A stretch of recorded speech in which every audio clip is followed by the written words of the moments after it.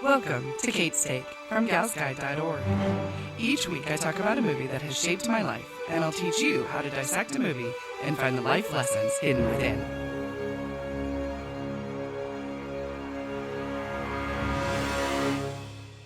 Hello and welcome back to Kate's Take. I apologize for it being a bit.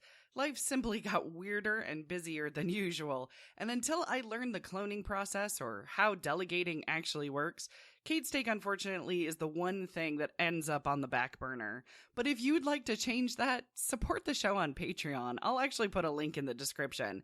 Funding, listening, and commenting is the #1 way to illustrate that this show has value and should be at the top of my to-do list. But I'm back now, and I have some exciting episodes planned. So today, I'm going to be talking about the top 5 films that inspired me that are directed by women. Then coming up is my take on Wonder Woman, The Wizard of Oz, and in November, we're going to have a live recording at Starbase Indy talking about Star Trek 3. Now, I wanted to do an episode on A Fish Called Wanda, and I started my research, and honestly, there wasn't a whole lot to cover in an episode, and when I studied Nietzsche for a bit as a sidebar, it kind of warped my brain for a bit. Now, there's nothing wrong with Nietzsche. He's not something that you can fully comprehend in a short time frame, so I am sure that I will get to it eventually, or I'll find somebody who is well versed in Nietzsche to join me on the show. So let's get into this month's episode. September is Directed by Women Awareness Month, and all month long at Gals Guide, my wonderful network home, we have been talking about women in front of and behind the camera. There's a great article of 30 streaming films that are available that are directed by women, and it's broken down by Netflix, Amazon Prime, and Hulu. I highly recommend you checking it out. DirectedByWomen.com is a wonderful website and grassroots movement that encourages more people to celebrate the vast diversity of female directors of the past as well as today. They have a massive database of films directed by women to search and enjoy. They encourage public gatherings as well as private binge watching of your favorite female director films in the month of September. So why is this important to me? Well, until spring of last year, I was a filmmaker. I produced 17 films, and I won 9 awards along the way. I have been asked to give talks on what it's like for a female director, as well as the statistics and the landscape that female filmmakers face. I retired from film to put a focus on Gals Guide, but I love film. I will always love film. I just don't think I am that good of a filmmaker, and I know it's a better use of my time to support other filmmakers than to participate in the vast collection of movies that are out there. Basically, I just decided to become a fan. Another reason why this is important to me is that I learned quite a bit about life in movies. Like any good art, it's a mirror reflection of our culture pointed back at us. Through characters and conflicts, we learn different ways on how to live a human life. We learn what scares us and what drives us. And if you're willing to tap into the energy of a character for a few hours, it's a test run and a roadmap for life. You might not be taking the punches like Rocky, but if you immerse yourself and you connect with the punches of life that life gives you, you can take Rocky's advice. It ain't about how hard you hit. It's about how hard you can get hit and keep moving forward. How much you can take and keep moving forward. That's how winning is done. Now, my use of a Rocky quote here is purposeful because most of the movie heroes that I had growing up in the 80s were men. Rocky, Luke Skywalker, Charlie Chaplin, Marty McFly, and Ferris Bueller. The films were directed by men and written by men, but I still learned from them. I saw a connection on how to live a human life, but sometimes I do wonder if it set me up for failure. The female characters and stories that I saw in my youth before the fateful year of 1992 were not the center of the story. Few were solving the film's main problem. That was left to men. This has an impact, mostly subconsciously, on you if you're female. Seeing stories where the problem solvers are men had an effect in me to reject the feminine or see it as weak, and that wasn't healthy. I would also accept it if others saw me as weak or unskilled or talented or not able to problem solve, because deep down I felt that was normal and that I would always be less than. If women are the center of the story, it was based around the man that they loved and if they loved them back. So the big exception to this was, of course, The Wizard of Oz. and sometimes Princess Leia, but not always. And if you're a longtime listener to the show, you know my Princess Leia complications, because I go into great detail in the Star Wars episodes. I also will mention that I did not see the Alien movies until I was in my 20s, and I do still have mixed feelings about the female power in those movies. So with it being directed by Women Month, I have looked through the films that have inspired me, and it wasn't easy to narrow it down, but I got the list to the top 5 films and some honorable mentions. So it started as a list of 100 films. The deciding factor was, just as it always is for this show, is a movie that influenced my life and taught me something tangible that I could take with me. I didn't look for films that were specifically about women, just directed by women. So let's get into the list. Number 5 is Brave, directed by Brenda Chapman and Mark Andrews. Brave is a magical and surprising film that asked me to reflect on the kind of mother I wanted to be. It asked me to keep my mama bear tendencies in check, but to embrace them when I needed them. The inner mother bear, the one that can be violent, angry, and really protective, is always waiting. I actually have constant nightmares about defending my children from danger, and most times I'm putting my life before theirs without thought, only on instinct and on anger. Brave also taught me about projection, that too many filters that we see through distance us from seeing a person with hopes and dreams and fears. It's not until Merida's mom is transformed into a bear that she can remove the projection that she has on her mom and see her in a new way. They find a new way to communicate, to help each other, and to learn from one another. I learned the many facets of fate from Brave. Many of us feel a strong need to be seen as a unique person and not grouped together compared to others or beholden to a group or a person. In Merida's case, it was the through line of having to marry. But when she breaks out of her princess dress and says, "I'll be shooting for me own hand," it's a wonderful message of mentally and physically breaking free of social constraints, as well as the female empowerment that we are not solely identified by being a love interest. When we have control over our own fate, we feel like the choices we make are our own. There's a wonderful metaphor in the film as fate as a tapestry. Merida says in the opening narration, "Fate is woven together like a cloth so that one's destiny intertwines with others. It's the one thing we search for or fight to change. Some never find it, but there are some who lead." I learned to think of fate like a tapestry. Each tiny thread is not strong on its own, but when it's woven with others, not only is it stronger, but it can create an image. Now, each thread is what makes us, us. The picture of us on a tapestry is the threads of our ancestry and those who have come before us, our friends, our beliefs, our experiences. They each are a thread at making us. Woven together, stronger together. Our fate and our path is woven in our connection to others. And I think of parenting as providing as many threads as I can for my daughter's tapestry of life, knowing that others are going to contribute as well to make it stronger, to make it more vibrant, but that it's up to them on what the image will be. And because of this film, I have the bravery of a mama bear to know that whatever their tapestry image is, it's going to be marvelous. If you want more of my take on Brave, I go into far more detail in episode 56 of Kate's Take that I did for D20 Crit. So number 4 on my list is You've Got Mail, directed by Nora Ephron.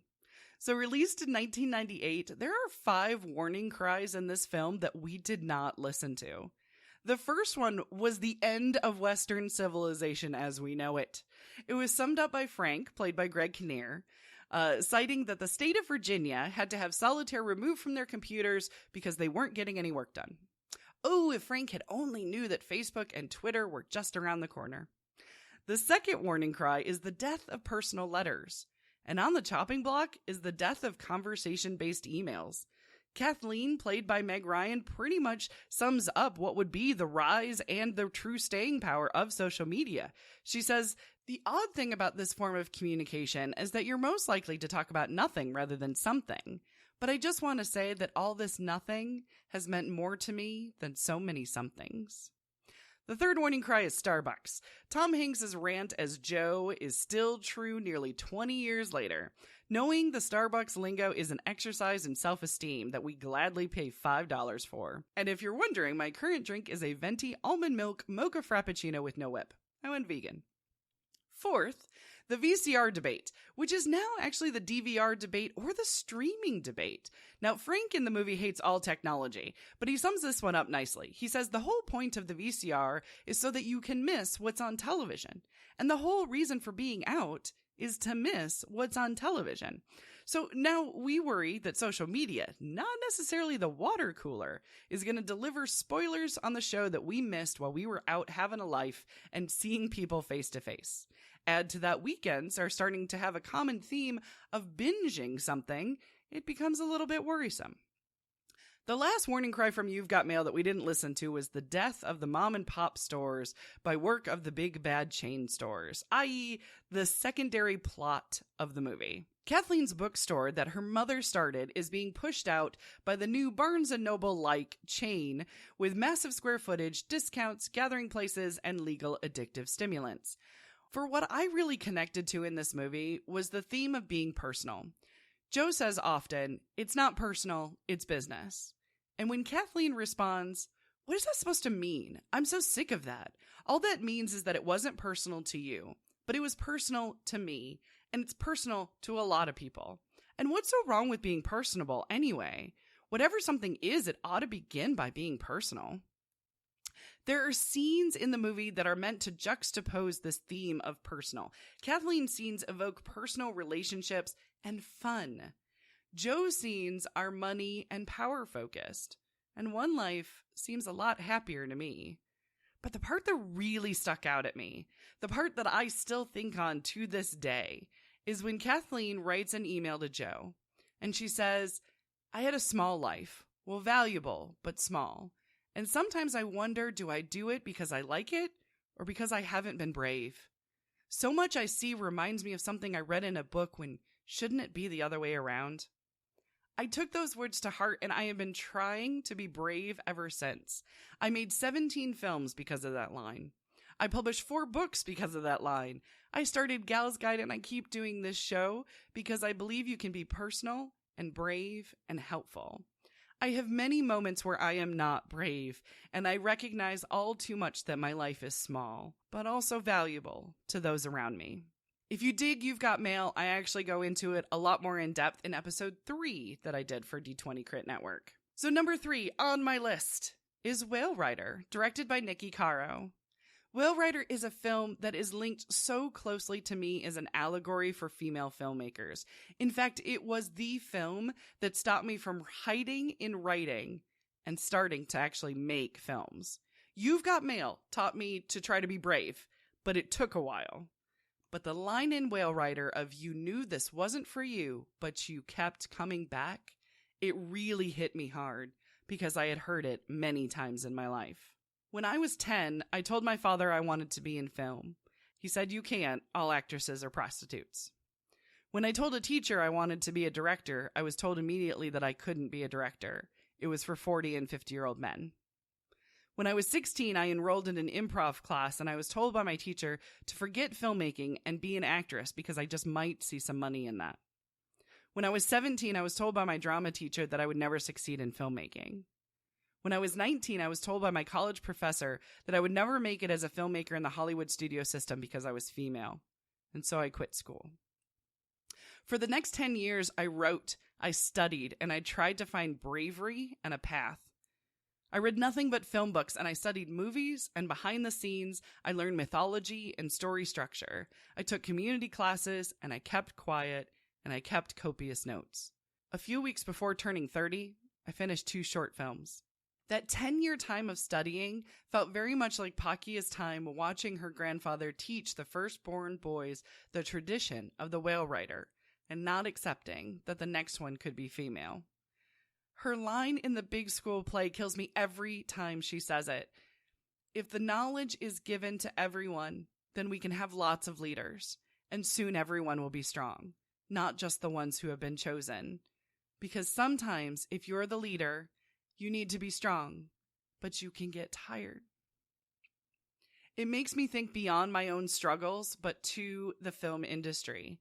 If opportunities are given to greater, diverse filmmakers, we can have more stories that will add to the great tapestry of our lives and our lessons and the past that are available. Seeing more filmmaking leaders beyond the white male path allows for more inspiration for another generation of filmmakers, as well as stories that strengthen our human compassion.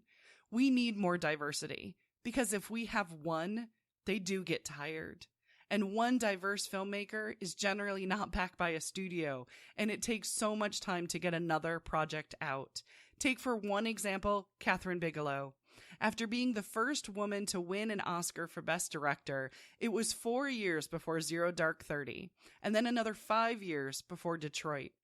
She's not the only diverse director with that many years between projects. They aren't all Zack Snyder or Christopher Nolan with projects every year or every other year. We, the movie audience, deserve diverse stories, and the industry can't continue its small pool of diverse filmmakers and say that it's enough because it isn't. There might be a few of you who hear about a studio offering diversity training programs. Well, here is my take on that. Shame on them. We have many diverse men and women who are killing it right now in the indie film scene. They don't need training. They need a budget and a green light from studios. We don't need contests. We need studios to have the balls to decide that films about women, people of color, immigrants, various sexual orientations, and passions are shown as heroes in stories. I was taught that film is a mirror reflection on the world, and we're missing out on what it could be. A vehicle for human connection. Will Ryder gave me the metaphor of why that human connection is important, and it was found in the rope. The rope metaphor is sprinkled throughout the film. It starts with Pakia learning from her grandfather that the rope to start the boat is little bits twisted together to make it strong. He explains that's what family is. But when the rope breaks, grandfather gets another one. In other words, he discards the family. But Pakia doesn't. She weaves it back together and she starts the boat. And she's called Dangerous. I think of the rope as weaving together what is male and what is female, and that there is strength in each, but it is stronger when we are all woven together. If you dig Whale Rider, I do go into more detail in episode 25 for D20 Crit. Number 2 is Wonder Woman, directed by Patty Jenkins. Now, I'm going to preface this by saying that the only reason why Wonder Woman is not my number 1 is because I haven't lived with it long enough to allow it to soak into my being and have it show me just how it's going to influence me. I know it already has influenced me, but I also know it still is. There are sequences and lines and images in Wonder Woman that frankly I am still processing because the emotion strikes such a nerve that I almost back away from it because it's so powerful that I don't know what I'll do or how I'll feel if I unlock it. The No Man's Land sequence is so visceral that I struggle with how to put it into actual words of its personal meaning for me. On a surface level, I see the bullets flying off of her shield and her standing her ground as if it's internet comments. And I know that's silly, but after Ghostbusters hate, I just really can't help but use that imagery to get me through it. It also taps into that feeling when I gave my first talk of what it's like for a female director. When that was announced, a small percentage of my filmmaking community turned their backs on me, saying to my face, how dare I say it's any different? The bullets that they fired were on my character, but I held firm because I could see in the faces of the people that came that it was important to them, and I could see later in the actions of others that the message did in fact get through. But there is still something much more in that sequence. Diana decides and believes in herself that she can do something to save people. She also doesn't do it alone. After drawing the Germans' fire, her own team, as well as that of the Allies, take action. They defend her, they make up ground, and they win that one victory. It takes one person to stand up, but it takes a team to make a difference. The team in Wonder Woman is something that I did not expect to see, but I love so much because they were diverse. You had Samir, who is Arabic, Chief, who's Native American, Charlie, who's Scottish, all alongside American Steve Trevor. You know what it reminded me of? The Wizard of Oz. Dorothy follows the Yellow Brick Road on a quest to ask the wizard to send her home. Diana goes on a quest to find Ares to stop the war. Dorothy meets up with the Scarecrow and the Tin Man and the Cowardly Lion, and by working together, they defeat the Wicked Witch of the West, and they learn the truth about the Wizard of Oz. Dorothy teams up with Steve and Samir and Chief and Charlie, and they work together to stop Dr. Poison, who at one point is called a witch, and to learn the truth about Ares. If you look at the first edition cover of the book, you'll actually notice that there is a bigger title. It's The Wonderful Wizard of Oz by Frank L. Baum. And you'll see that the word wonder sticks out. It's in all capitals, and it's hyphenated in a weird way so that wonder is on one line and full is on another. It's interesting when you think of it in its connection with Wonder Woman. I've always clung to The Wizard of Oz as a feminist story because it showed me men and women working together as equals. And I'll actually go into further detail when I cover The Wizard of Oz in a later episode. But in this dynamic in Wonder Woman of men and women working together, it was such a fantastic surprise. Now, it was one woman in a team of guys surrounded by male soldiers, and there is a borderline Trinity complex problems that are happening. However, because the movie starts on Themyscira, it doesn't feel like that. So Themyscira is so well done on a visual level, with women of all sizes and races working together in markets and training each other as warriors. It's a magical place because none of them have been told that they are second class.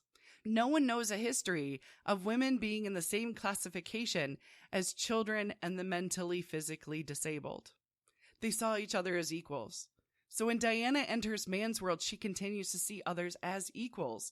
It feels like a burden and a terrible history is lifted from your shoulders when you allow yourself to imagine this world. Unless, of course, you're Diana, who is, number one, the only kid on the island, and number two, wants to train as a warrior but is forbidden for a while and has to train in secret. So I'm sure it had moments of suckage for her. But it's also a story, and it does need conflict to move the plot and character along. Before I hit in further detail Wonder Woman next month, I want to leave you with this. It's about believing in your abilities that is a universal message. Antiope warns Diana that she's doubting herself when she's young and when she's training. And when she takes Antiope's dying words to heart, she goes and retrieves the God-Killer sword. And for a brief moment, she has doubt. And then she climbs the castle walls. When Steve tells her in the trench at No Man's Land, there's nothing you can do about it. We can't save everyone in this war. Diana decides to believe in her abilities, and the team rallies around her. Now, they do talk about whether or not they believe that Ares is behind the war. Chief and Samir believe her. Charlie doesn't, and Steve isn't sure. I will keep this spoiler-free, but Diana does have to believe not only in herself, but in her beliefs to see her through. Now, before I get into my number one, here are my honorable mentions. These were films that almost made it onto the list, but I wanted to nail it down to 5. Selma by Ava DuVernay. Absolutely love this movie. Whip It by Drew Barrymore.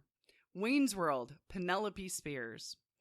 There was also 4 documentaries that were also really struggling to get onto the list. I was really torn with documentaries, but I decided I wanted to stick with films.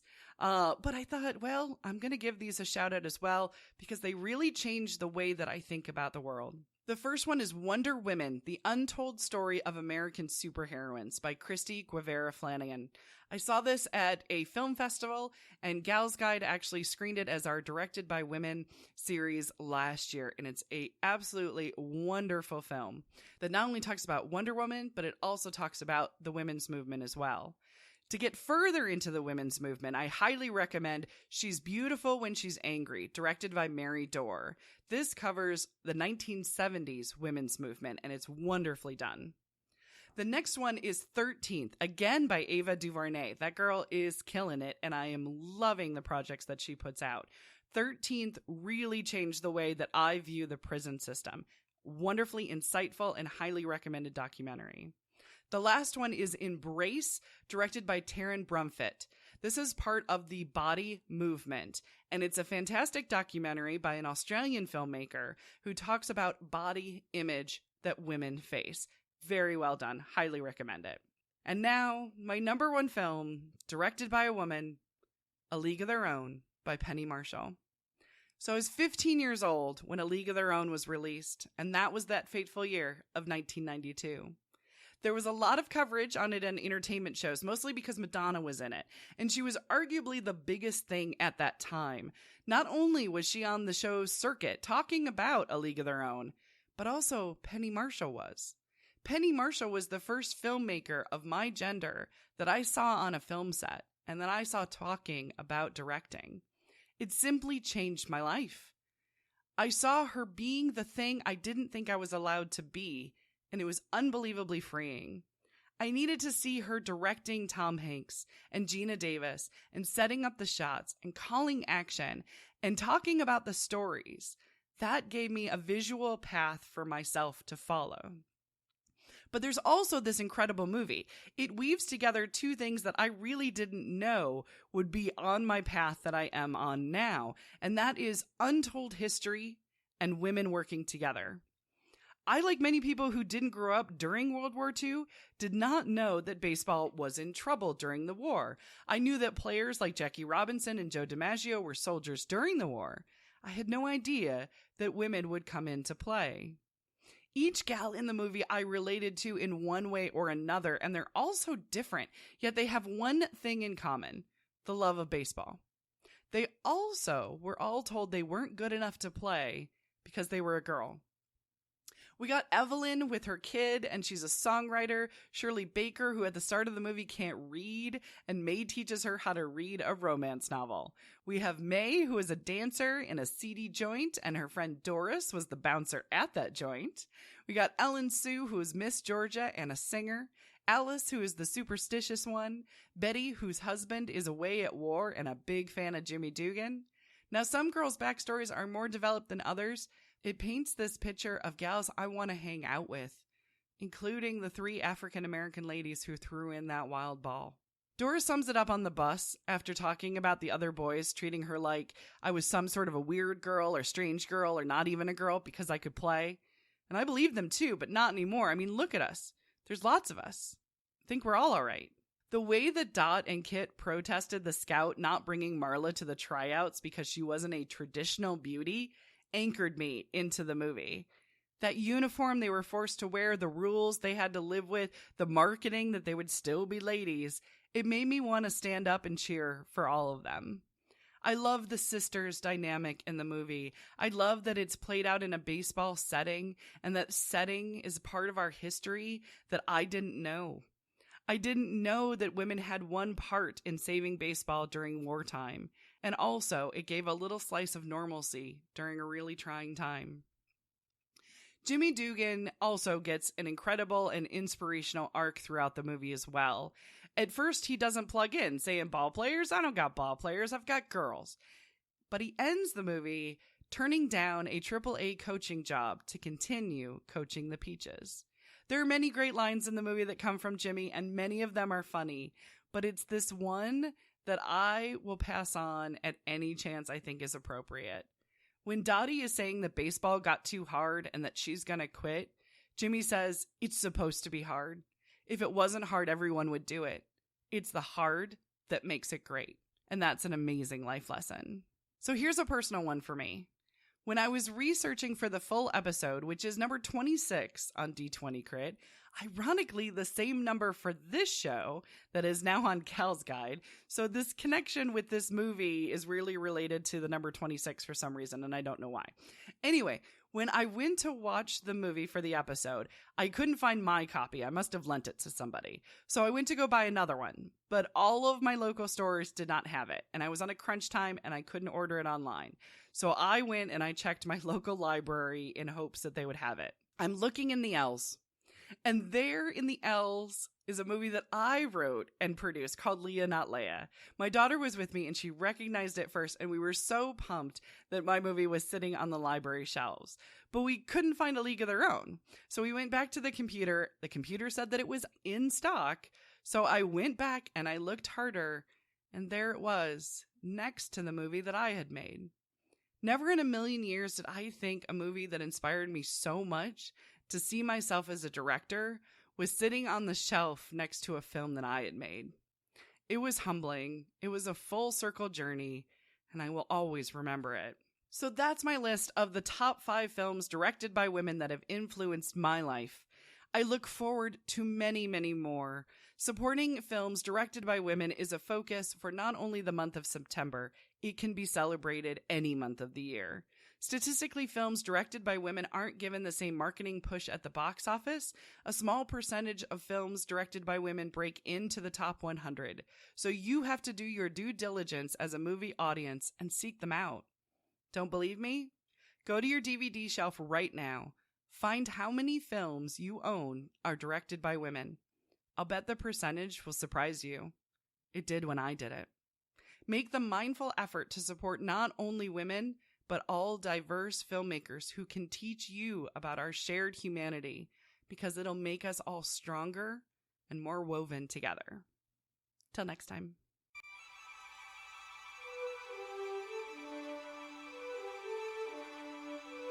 Kate's Take is brought to you by Gal's Guide to the Galaxy. For more information, including links to our Facebook, Twitter, and YouTube, visit galsguide.org.